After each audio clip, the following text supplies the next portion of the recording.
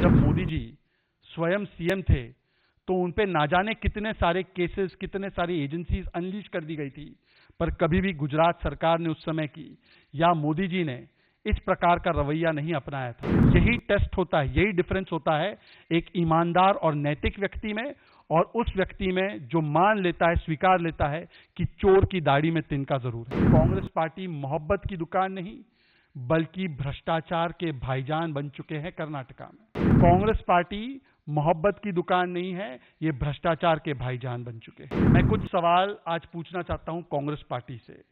6-7 सवाल है। Question number 1 to Congress party, Rahul Gandhi and to all the worthies, if there is nothing to hide in the Muda scam, why don't you step down, Mr. Chief Minister, allow for a free and fair probe, allow for a free and fair investigation, and why is it that at this late stage you have withdrawn the CBI consent? When your government was formed in May 2023, then today why you have woken up and why you have done the withdrawal of consent?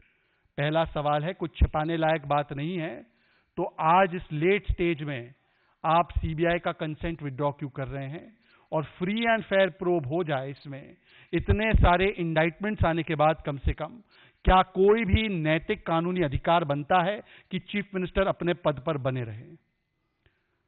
Second question, क्या ये संयोग है या सोचा समझा प्रयोग है कि इतने सारे ऑर्डर्स और ऑब्जर्वेशंस और इंडाइटमेंट आने के बाद कोर्ट के द्वारा आपने अपनी चोरी को छिपाने के लिए सीबीआई को ब्लॉक किया है?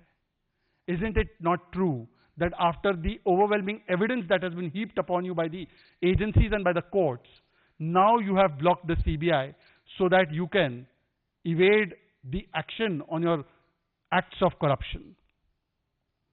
एक उदाहरण यह भी है कि जब मोदी जी स्वयं सीएम थे तो उन पे ना जाने कितने सारे केसेस, कितने सारी एजेंसीज अनलीश कर दी गई थी, पर कभी भी गुजरात सरकार ने उस समय की या मोदी जी ने इस प्रकार का रवैया नहीं अपनाया था। इनफैक्ट वो मुख्यमंत्री होते हुए हर इन्वेस्टिगेशन में किस प्रकार से साथ देते थे, समर्थन देते थे। और यही टेस्ट होता है, यही डिफरेंस होता है एक ईमानदार और नैतिक व्यक्ति में और उस व्यक्ति में जो मान लेता है, स्वीकार लेता है कि चोर की दाढ़ी में तिनका जरूर है। तीसरा सवाल, राहुल गांधी जी, आप संविधान की बड़ी बातें करते हैं, आप संविधान और समाज के सम्मान की बड़ी बातें करते हैं। क्या गवर्नर को, खास करके थावरचंद गहलोत जैसे एक अति वरिष्ठ गवर्नर को जिस प्रकार से गालियां और धमकी दी गई, इसके ऊपर कांग्रेस पार्टी का क्या स्टैंड है और कांग्रेस पार्टी ने क्या कार्रवाइयां की? चौथी बात, आज क्या स्पष्ट नहीं हो चुका है कि कांग्रेस पार्टी मोहब्बत की दुकान नहीं बल्कि भ्रष्टाचार के भाईजान बन चुके हैं कर्नाटका में? क्योंकि कर्नाटका में केवल ये मूडा स्कैम नहीं, अब तो मूडा स्कैम 5000% कंफर्म हो चुका है।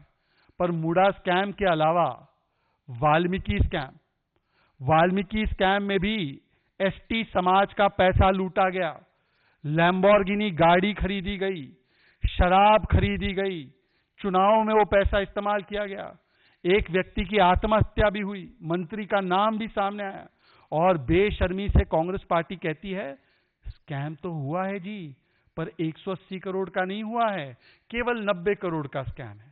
ये भी उन्होंने सर्टिफाई किया है कि ये स्कैम हुआ है।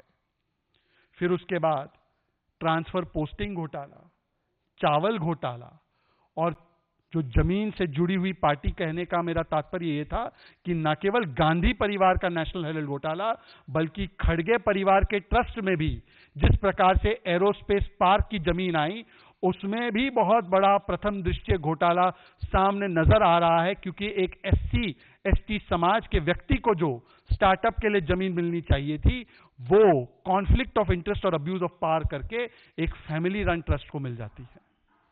तो कांग्रेस पार्टी मोहब्बत की दुकान नहीं है, ये भ्रष्टाचार के भाईजान बन चुके हैं। और क्या सीएम को किसी भी रूप से कंटिन्यू करने का अधिकार अब इसके बाद मिलता है?